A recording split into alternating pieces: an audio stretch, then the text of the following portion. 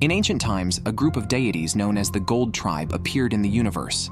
They awakened immature races, among which the Hero Tribe was the strongest. However, due to uncontrolled power, the Hero Tribe fell into a prolonged civil war. At this point, the Gold Tribe intervened to stop the chaos and housed the soul of the most powerful hero in a human from the Iron Tribe named Age. These individuals inhabited by souls were known as Nodos. Despite fighting for humanity, Age was betrayed. A foolish human commander used a satellite to destroy Jupiter, nearly killing Age in the planetary explosion. Now, the Nodos of the Silver Tribe are conspiring to kill Age. Kar represents life, possessing endless life. Lekti represents time, capable of controlling time. Mehitak represents light, possessing powerful destructive abilities. As Age and Kar fiercely fought, Lekti, representing time, prepared to support Kar. No force could resist the flow of time. Whenever Age gained the upper hand, time would rewind by 70 seconds. This allowed them to anticipate Age's weaknesses. Lekti then teleported above the battlefield and hurled a spear at Age's location. Even when the spear pierced Age's abdomen, he remained unfazed, crushed the spear, and charged towards Lekti's position. Seeing this, Lekti quickly fled the scene. Yudi instructed Kar to immobilize Age, so Kar moved behind and tightly locked Age's limbs. Lekti found another opening, teleported to the battlefield, and threw another spear. However, Age broke free, shattered the time spear, and the damage was reflected back onto Lekti. Meanwhile, on the other side, the mastermind behind all this chaos was sleeping soundly in his room. Upon waking and learning that all enemies near Jupiter had retreated, he ordered the remaining fleet to launch a full-scale attack. They advanced along the bloody path carved out by Age, aiming to recapture Mars. The destruction of Jupiter had nearly erased the path of stars, almost turning their fleet into a drifting one. Now completely isolated, the prince still audaciously ordered an assault on Mars. Even the most foolish knew this was a trap. Nefer acted decisively, planning to seize command from the prince before things worsened. The soldiers supported her decision. They could no longer afford to destroy their own homeland. The battlefield had now shifted to Mars. Lekti continued to shuttle through time while Age managed to block every one of her sneak attacks. However, the situation was worst for Kar, who had been taking a beating from the start. Yudi was baffled by their antics. Lekti wanted to end the fight quickly, but she needed the strength to do so. Only after joining the battle did she realize Kar's difficulty. Age was truly a monstrous force. At this point, Kar decided to use a powerful move in space, creating a 9-headed dragon from meteors. Lekti had shuttled through time hundreds of times, but now Age was finally controlled. Lekti appeared in front of Age, but he broke free from his constraints and shattered her attack again. Lekti realized that 70 seconds was not enough time. Age was beyond their current tactical range. Continuing to time travel might cause a backlash of temporal energy. She was at a loss. What kind of monster was Age? Could he be absolute within the flow of time? Each time travel attempt seemed to have no effect on him. He might even transcend time itself. Why would the Gold Tribe grant such a being to the Black Iron Tribe? Just then, Iolaus led a rescue team to the front line, but the captain forbade them from providing support. Though he was reluctant to let Age fight alone, a reckless advance would not only endanger the fleet, but might also result in them falling under the foolish prince's command. Soon after, they received a message from Nefer about the prince advancing towards Mars again. Continuing this way could lead to the entire fleet's destruction, and even threaten Earth. Therefore, reorganizing the fleet was urgent, and the captain believed the princess should take over as the new leader, not only for the Black Iron Tribe, but for all life in the universe. Lekti was reaching her limit. This was her 18,000th defeat. If she paused, Kar would face immense pressure. If this continued, both Lekti and Kar could be killed. Yuti requested to join the battle, but Ram, fearing Age's loss of control, refused her. However, he could not have anticipated that the worst would still happen. Because Lekti had launched 20,000 time travel attacks, a backlash from the temporal flow began to emerge. The impact from another timeline was concentrating on the current actual time. Whoever fell first between Lekti and Age would endure the ordeal of time. Mehitak wanted to help, but Lekti urged him to flee. At this moment, Age was covered in wounds, and the energy burst from 20,000 attacks caused a massive explosion. At the center of the explosion, Age was enveloped in a red layer, entering a frenzied state. Under this condition, all he saw was destruction. Historically, only the Gold Tribe had been able to stop heroes who lost control. A great crisis loomed over the universe. Kar, being nearest to him, became Age's first target. Age fought uncontrollably, relying solely on instinct, dragging Kar into the path of stars with a flurry of wild attacks. Kar was completely unable to resist, alerting the rest of the team that Age had succumbed to madness. Meanwhile, the human prince was oblivious to the situation, arrogantly believing they were on the verge of reclaiming Earth. However, all the warriors knew he was ineffective. The battle influenced by the hero tribe also distorted the normally stable path of stars. A blind charge would doom the entire army, but the prince, as the fleet's supreme commander, had his orders followed despite their folly. Before the fleet reached Mars, the Silver Tribe had already set an ambush. They opened fire on the Black Iron Tribe from all sides, encircling them while the Bronze Tribe carried out suicide attacks. Human ships were being destroyed one by one. Enraged, the prince lashed out at his own troops. The rescue team on standby was shocked by his audacity to advance without waiting for support. The princess could not comprehend his actions, knowing Earth would surely become a battlefield if this continued. She could no longer wait. Although she had initially avoided confronting her brothers to prevent chaos among the recently united humans, humanity was now nearly extinct. The prince, blinded by rage, ordered the rear troops to push forward, but the enemy surrounded them, with all their forces at the front. Then, the second prince had an idea. With the front satellite now a Bronze Tribe nest, he suggested knocking it down. Just as the prince ordered the main cannon to fire, Age, carrying Kar, flew through the path of stars and crashed like a missile into the nest. The princess, having lost connection with Age, sensed his presence again but couldn't help trembling involuntarily. Age punched the satellite out of orbit, sending it plummeting towards Mars. Kar launched attacks to draw Age's attention, aiming to destroy the satellite. If it continued to fall, Mars would meet the same fate as Jupiter. Despite nearly being killed, Kar was still thinking of the universe's welfare, truly a man worthy of respect. The explosion's shockwaves scattered all nearby fleets. Then, Age grabbed Kar's head and threw him. Now without a target, Age let out a roar of power fluctuations, shattering the Silver Tribe's ships all around. Faith, feeling fearful, immediately ordered a retreat. In this state, Age would inadvertently help them destroy the Black Iron Tribe. The Silver Tribe quickly teleported away, as Faith had predicted. At this moment, Age attacked indiscriminately, not distinguishing friend from foe. The Black Iron Tribe's prince was stunned. His ship was Age's next target, but a beam of laser knocked Age aside. It was Mehitak, unable to stand by any longer, who had transformed into a Hero Tribe figure and joined the battle. No one expected an enemy Hero Tribe member to protect them. Mehitak kept firing lasers but couldn't stop Age. The princess then resolved to take command from her brothers to save Age. She directly informed the human leadership, and all further actions would be under her command. Everyone was immediately relieved and happy.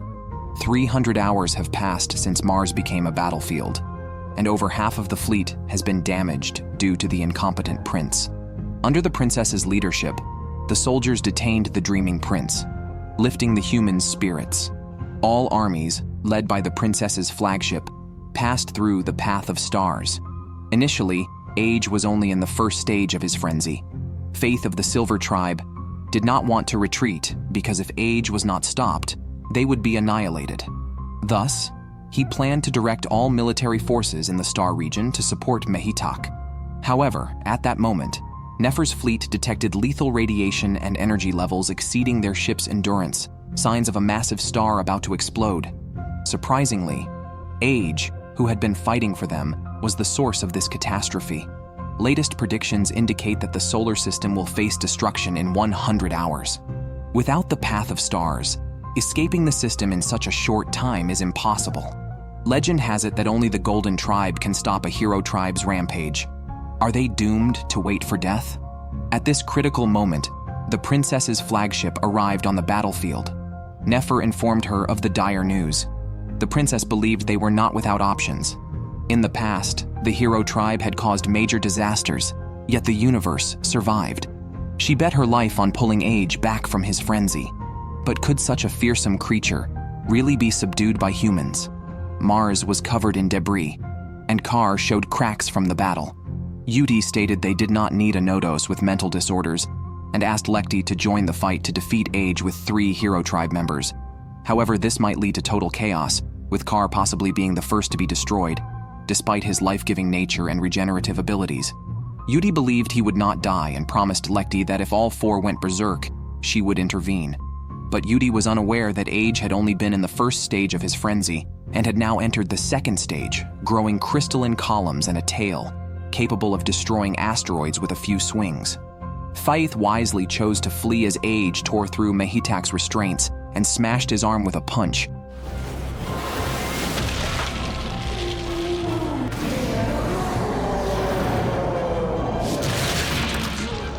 Then emitted a deadly beam, blasting Mehitak's body into a crater of high temperature, launching a fire streak into space. Severely injured Kar suddenly appeared on the battlefield. Aeolus led human warriors and mechs from the spaceship to halt his advance, buying time for the princess. Lekti watched from a distance, not joining the fight. Yudi's projection appeared beside her, instructing her to destroy the princess's spaceship in the past. Lekti said she had already done so, but at that time Age's mental disorder intensified, and all 3 were killed by him. To correct her actions, Lekti traveled back again to save the ship, guessing that only those aboard could stop Age. Age had entered the 3rd stage of his fury, with every step causing his muscles to tear. The princess's projection appeared before him, heartbroken by the sight. At that moment, a beam of light enveloped the princess, emanating from a painting Age had once left on a wall. The princess realized that letting Age fight alone was a debt the Black Iron tribe could never repay, and she felt deeply guilty about it. Her sincerity reached Age, and he awakened from the chaos. The princess extended her hands towards him. In the next instant, Mehitak launched an energy projectile. Age caught it and pressed it against his chest, calming his fury. Mehitak reverted to human form. Kar, still fighting, returned to the battlefield, thinking it was Mehitak who had stopped Age, not knowing Mehitak had completely freed himself. His contract stipulated he must serve the Silver Tribe with all his might as a Nodos until his efforts were exhausted. Now defeated, he had no reason to fight anymore. Age's body had also reached its limit. 1,000 years have passed, and humanity has finally returned to Earth, their homeland. However, their hero, Age, remains in a deep slumber. If Mehitak wakes up first, no one on the spaceship may survive. Yudi is certain that Mehitak won't betray them, as doing so would lead the Silver Tribe to annihilate his race. She also complains that Kar didn't use his full strength, while Lekti sees through her act. Yudi deeply cares for Kar but pretends to be indifferent. Meanwhile, the Silver Tribe is holding an emergency meeting. Prom begins to ponder the meaning of survival. In the past, to stop the Golden Tribe from leaving, the Silver Tribe waged war against them. Yet, the peace-loving Golden Tribe chose to fight back. Was this to wait for the Black Iron Tribe's response? Faith disagrees with her. The Black Iron Tribe, known for destroying star clusters, should not exist, both morally and logically, a view held by the majority in the Silver Tribe. Thus, the meeting concludes with a decision to eliminate the Black Iron Tribe. But Prom still believes coexistence is possible. On the other side, the prince, eager to display his prowess, calls for humanity to attack the Silver Tribe. However, given the tragedies he has previously caused, nobody is likely to follow him. As they discuss how to ignore the prince, Age awakens from his sleep chamber. Aeolus rushes to see him immediately, but his once beloved woman's heart belongs only to Age. Now he has come to terms with it, and wishes only happiness for the princess and Age. The twin sisters are terrified as Mehitak also wakes up. Everyone prepares for battle, and the sisters deploy a supergravity magnetic field. However, just like before with Age, Mehitak easily walks through it. When Age and his group arrived, Mehitak was so frightened that he hastily backed away. However, Age extended his hand to him. Their battle was over. Mehitak shed tears of joy, surprising everyone as he had always despised war the most. However, The fact that they had taken Mehitak in could not be publicized, as it might cause unrest among humans. The princess then received several pieces of information from him. Mehitak had fulfilled his contract with the Golden Tribe and no longer needed to obey the Silver Tribe. However, if the Silver Tribe learned of his presence here, his race might be at risk of annihilation. Moreover, UT might be stronger than anyone else, possibly even stronger than Age, but only a confrontation could confirm who was stronger or weaker. For now, the princess could only assure him that his race was safe, as they were about to travel to the Bronze Tribe's origin, where their planet was located. Mehitak only needed to live incognito to keep his race safe under the protection of the Black Iron Tribe. This was a battle between humans and the Silver Tribe, and other races should not be involved. Mehitak was deeply moved by the princess's broad-mindedness. He wanted to stay and protect her safety, willing to fight for the Black Iron Tribe as long as his race remained safe. They were originally a group of adorable insects, abandoned by their Silver Tribe masters due to their lack of fighting ability when young. The Black Iron Tribe took advantage of the situation and arrived at the Bronze Tribe's home planet, where they indiscriminately slaughtered the insect civilians. The young insects fled everywhere, but they could not escape their fate of being killed. A few larvae, driven by the instinct to survive, pitifully crawled to Age's feet, begging him to spare them since they had no ability to fight back. It was then that Age realized they were engaged in a senseless slaughter. Just then, Age finally had a heroic counterpart. He invited Mehitak to eat lemons he had grown himself. However, the poor tribe does not eat anything living. Saying so, he broke a shovel and started eating the metal handle. To provide Mehitak with a hearty meal, the twin sisters took him to the mecha maintenance room. He set his eyes on Iolaus's machine. Although it tasted bitter, it was at least filling. On the other hand, the princess was calculating her chances with Kar and Lekti. Their people were also being blackmailed by the Silver Tribe. She wondered if they, like Mehitak, could be persuaded to join her side. However, she was more concerned about the Silver Tribe's motives. It was said that they had reached out to many races, bringing prosperity to the universe. Yet why were they only seeking the extinction of humanity? Especially after hearing what Mehitak said, she became even more concerned about the Silver Tribe's actions. Humans had never communicated with them. They had been at war since their first encounter, and to this day, there was no clear reason for it. At that moment, the system detected a fleet along the route. The princess sensed strong hostility. It was the incompetent prince who had launched an aggression against the people of the universe, demanding they hand over the planetary hubs, violating their principle of neutrality. Thus, they regarded the Black Iron Tribe as an enemy of the entire universe. However, the prince was unaware of his mistake and sought to ignite war on this planet. Fortunately, the princess quickly realized the prince's intentions, and through psychic interference, she stopped her foolish brother, positioning her spaceship between the two armies. She deeply apologized to the leader of the universe's people and had Age stand in front of the human army at the front of the spaceship. The prince thought the princess was trying to take command of the fleet and ordered the fleet to continue advancing. Such disregard for supply plans would only lead to severe consequences, leaving the fleet drifting in space indefinitely. The Silver Tribe learned that the Black Iron Tribe wanted to start a war, but they wondered why they would go to Draco. Perhaps there was some powerful force there. Rom decided to send the Silver Tribe's Nodos as they could no longer allow the Black Iron Tribe to act recklessly, even if Yudi would cause significant damage to the universe. It was better than letting the Black Iron Tribe wreak havoc. At that time, large numbers of insect mounds appeared in front of the human warships, and the princes ordered a direct attack. Age, in his mecha, waited for Iolaus's arrival, hoping to use Iolaus's teleportation ability to quickly reach the battlefield.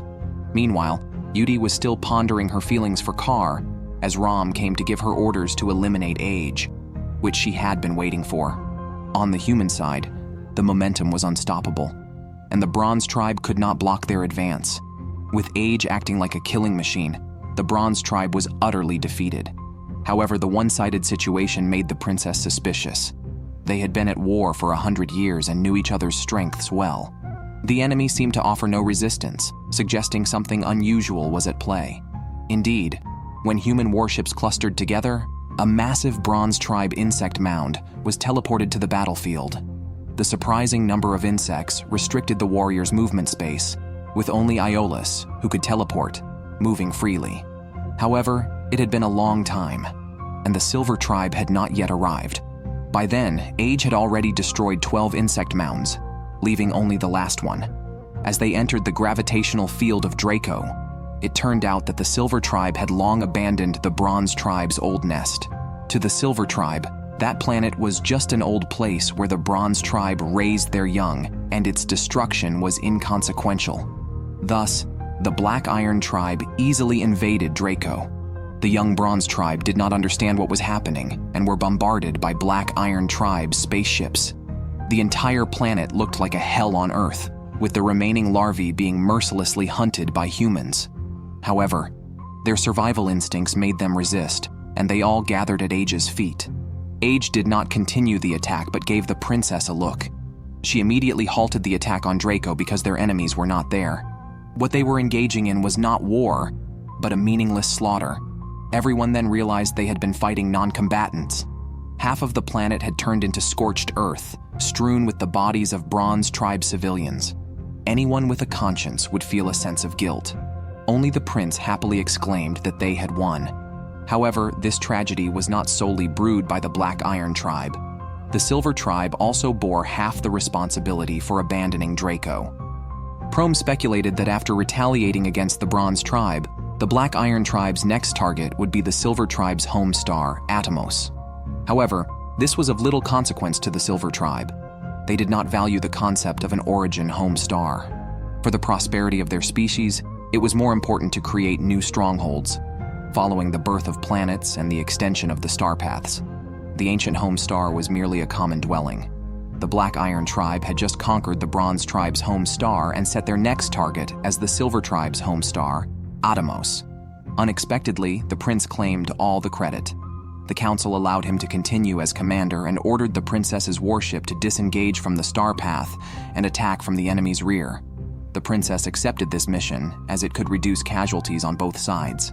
Her team entered the enemy's domain, but the process went suspiciously smoothly, making them suspect a trap.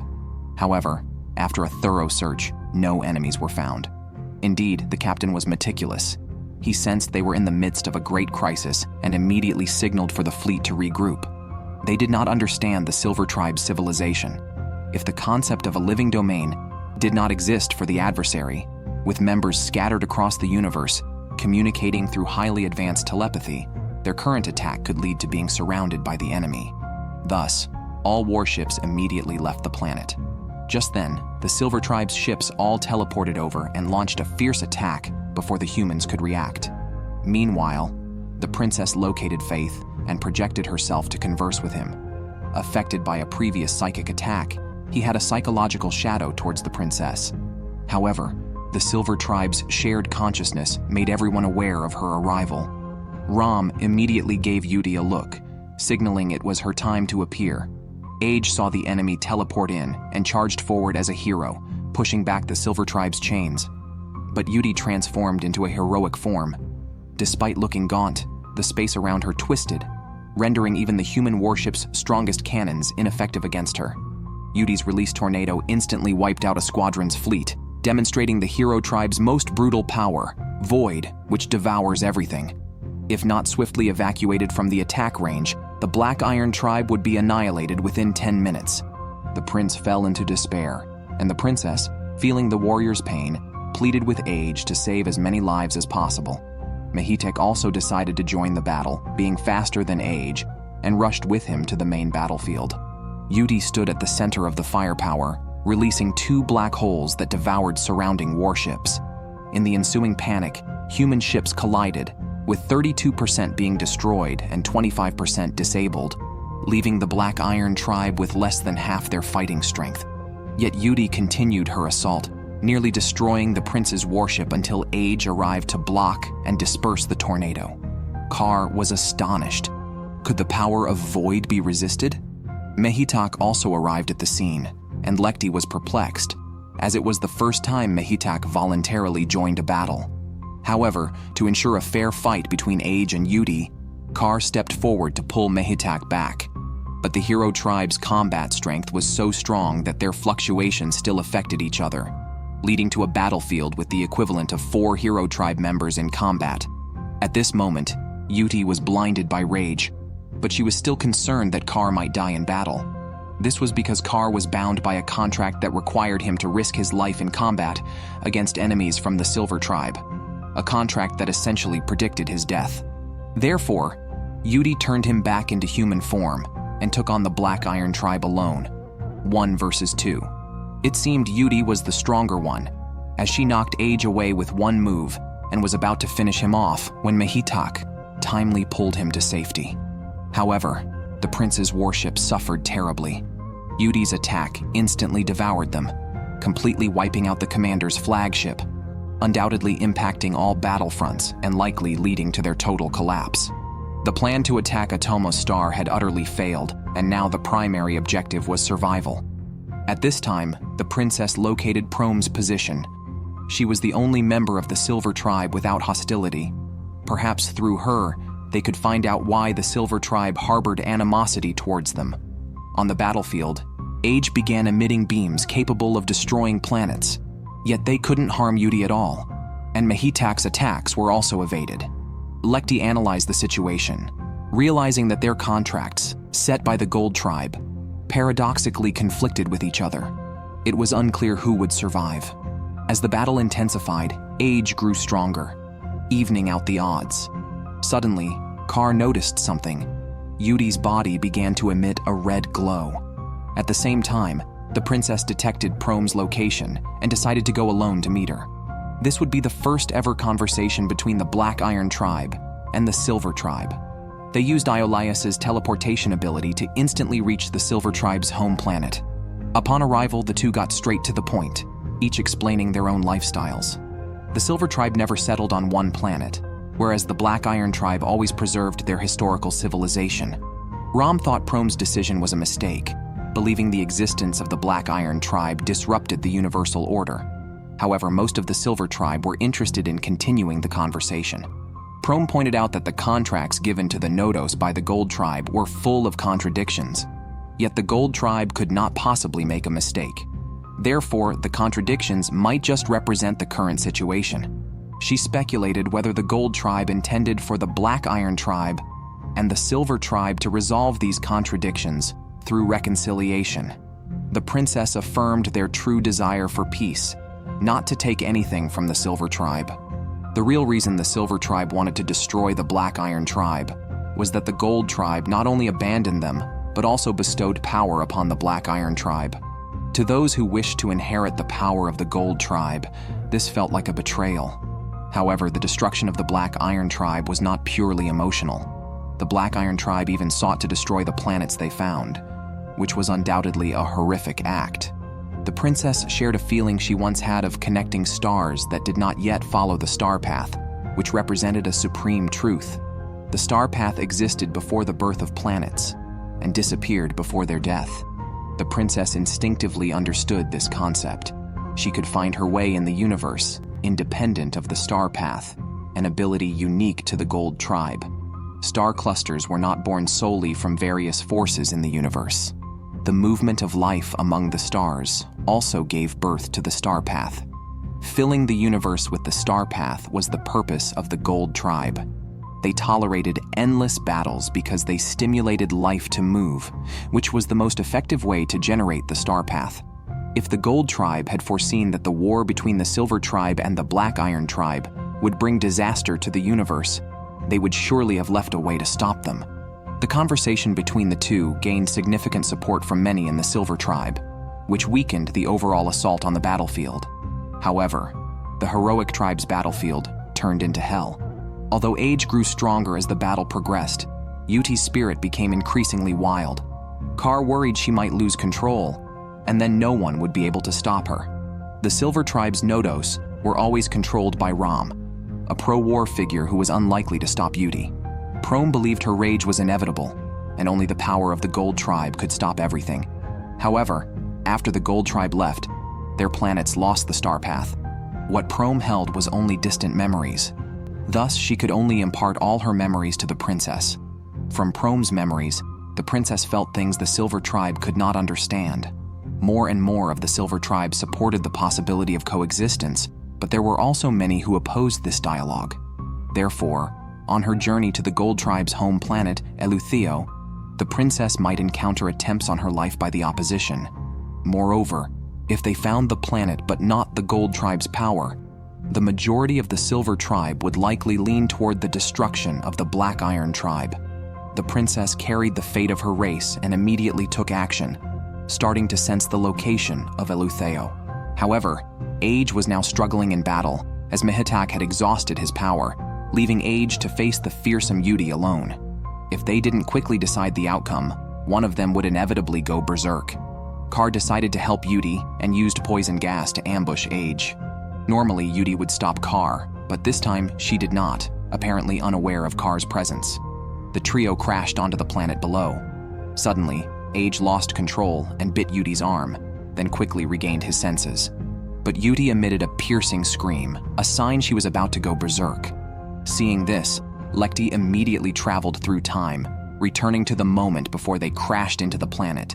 She intervened just as Age was about to bite Yudi, uniting the three to attack Age. Just as Age was sucked into a black hole, a pair of hands tore it open. Age entered a second, more intense phase of rage. Lekti tried to control time again, but this time Mehitak blocked the ambush for Age. Before collapsing, Mehitak left behind the power of light. Age infused this power into his fist and struck at Yudi. Yudi's bones expanded, unleashing an ultimate devouring tornado. However, it could not stop Age, who now had the power of light. He shattered the darkness and attacked Yuti. Kar stepped between them and took the fatal blow for Yuti, dying in the process. With her loved one perishing before her, Yudi, in agony, went mad and sought to destroy the world. Lekti prepared to travel through time again, but the power of the void instantly destroyed hundreds of timelines. A black hole centered on Yudi began to spread across the universe. The princess suddenly lost her connection to Age, but she still believed he would follow, so she chose to continue searching for the root. The black hole stopped growing once it reached a certain size. The Silver Tribe believed that Yudi had defeated Age, leaving her as the sole survivor of the Heroic Tribe. Losing everything was painful for Yudi, and she wanted to entrust her emotions to Prom. However, Ram denied her request, as he could not allow Prom to take control of Yudi. Inside the black hole, Lekti and Mehitak had not died. She used her ability to tear open a special space, but they never expected Age to jump in from above. After all, his attribute is existence, so he could not be easily killed. Then, Age prepared to search for the princess. Lekti believed it was impossible for them to leave, as it would only shorten their lifespans. But Age argued that the four of them together could make it happen. Suddenly, a purple light appeared above the darkness. Kar's heroic tribe stone was restored, and he instantly solidified into a human form. This was the true power of the life attribute. What Kar had released earlier was not poison gas, but a regenerative force that restores everything. Kar had indeed died once, but he was now resurrected. Originally, the heroic tribe destroyed the universe because they lacked souls. However, when merged with humans, their primal instinct was simply to survive. The Gold Tribe had already told Age all their foresight. On the other side, the opposition's Feith approached the princess. Just as a confrontation was about to ensue, the Silver Tribe's coexistence faction intervened between the two parties. However, Feith, being clever, stated that if the princess was the Gold Tribe's prophesied one, she could not possibly die here, even without their help. Consequently, the coexistence faction decided not to interfere in their war. Feith then launched an attack. Human mecha warriors were shot down by the insect race. Only Iolaus had the ability to move freely on the battlefield, but the insects could bypass him and directly attack the princess's spaceship. The twin sisters timely released a gravitational field, saving the ship's commander, but many soldiers were sacrificed. At that moment, the princess located the position of Eleutheo's star and was about to leave when Feith teleported above the spaceship.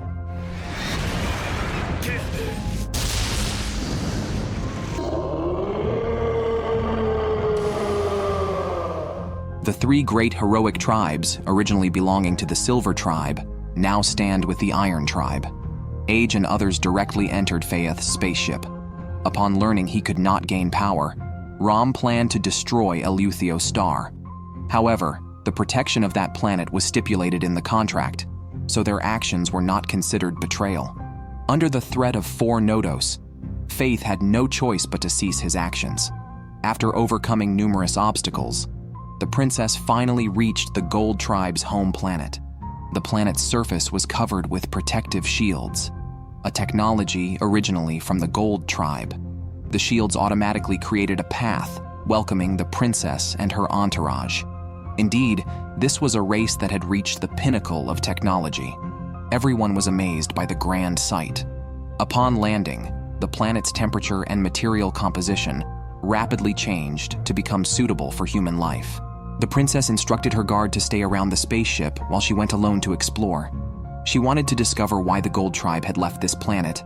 However, before she could sense the will of the Gold Tribe, Rom's projection appeared before her.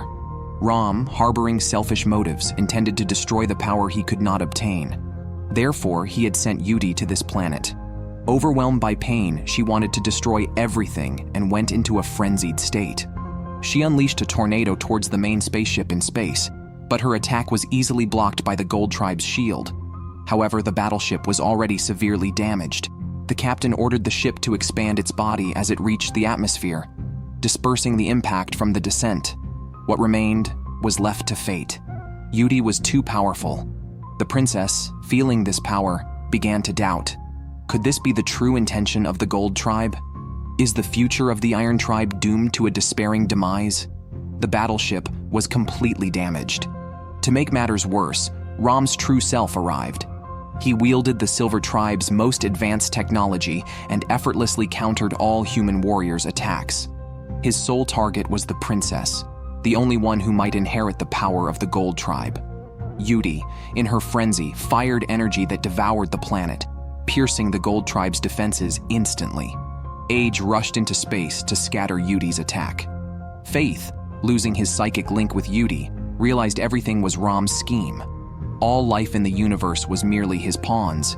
If he couldn't have it, he would destroy it all. Facing the completely out-of-control Yudi, Age had no power to resist. His attacks were instantly devoured by Yudi. The other 3 Nodos decided to help Age. Mehitak charged into the battlefield. Kar released energy to heal Age's wounds, and Lekti supported from behind Mehitak. Despite it being 4 against 1, Yudi was not at a disadvantage. However, in the next second, Yudi's body began to disintegrate, her lower half completely turning into a black hole. The power of nothingness sprayed outward. Kar disintegrated instantly. Lekti teleported away in an instant. Age, relying on his physical resilience, endured. Mehitak transformed into a beam of light, blocking the leakage of the void, but he too fell into mental disarray. Mysteriously, the planet's shield converged around Mehitak and formed a mirror in front of him. All life on the ground was also protected by the shield. Yudi's energy was absorbed into the mirror. The crystal at the planet's center suddenly sank, and all the heroic tribe's powers were projected. Lekti used the power of space-time to allow her multiple selves from different times to think. It seemed she had come to a realization. Just then, Yudi tried to forcefully break through the defense. Age and Kar rushed up and embraced her body. The frenzied energy continued to grow and leak, instantly destroying everything on the planet. Age wanted to protect the princess's spaceship, but was powerless. Enraged, he began to fall into mental disarray. However, Lekti paused time and took him away, returning to before the planet fell. This time, Age saw an orb of light and pressed it into his chest. Lekti speculated that Age was unaffected by time because he was a vessel for the Gold Tribe's power. Then, Lekti traveled through time 1,000,000 times, applying the power of time to Age. The disc left by the Gold Tribe suddenly shattered, and Age's body turned gold. At this moment, the frenzied Yudi broke free from Kar's restraint and rushed into the mirror supported by Mehitak. Her power of nothingness devoured the mirror. Rom revealed a happy smile, thinking everything was about to be destroyed. However, the Golden Age charged into the sky, forcefully piercing through all the darkness. Light returned to the world once more.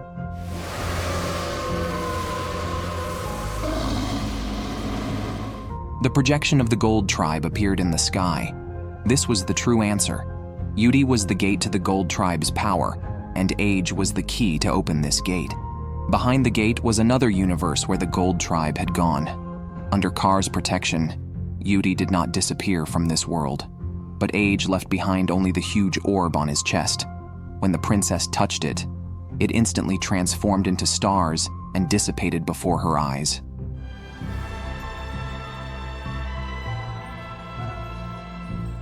The Silver Tribe and the Iron Tribe, after waging war for thousands of years, reached reconciliation upon finding the Gold Tribe. Everyone had a happy ending. However, the princess couldn't feel happy at all, as she could only watch Age dissipate before her eyes, leaving behind a gate to another universe.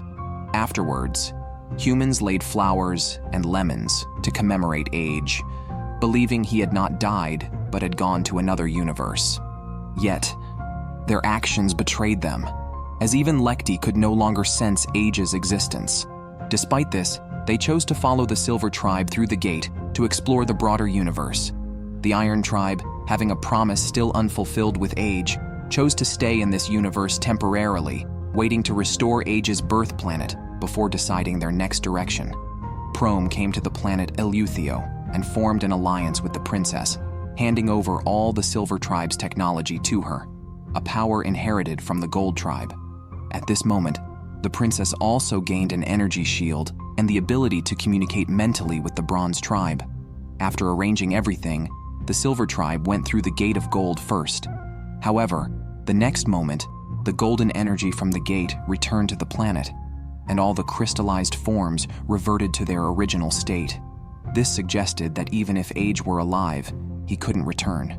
Then the princess seemed to hear Age's voice telling her to keep moving in the direction she believed in.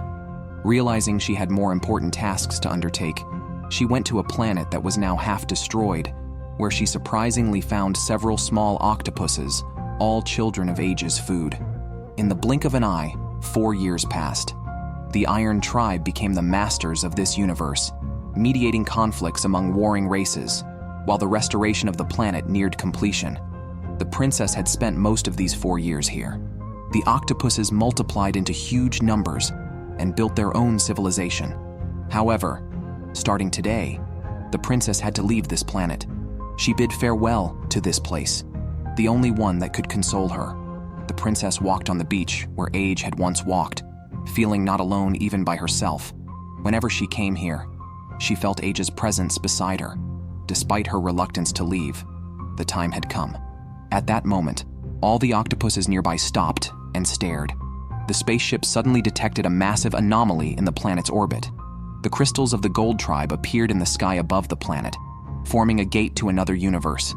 Once again, the princess heard that familiar voice,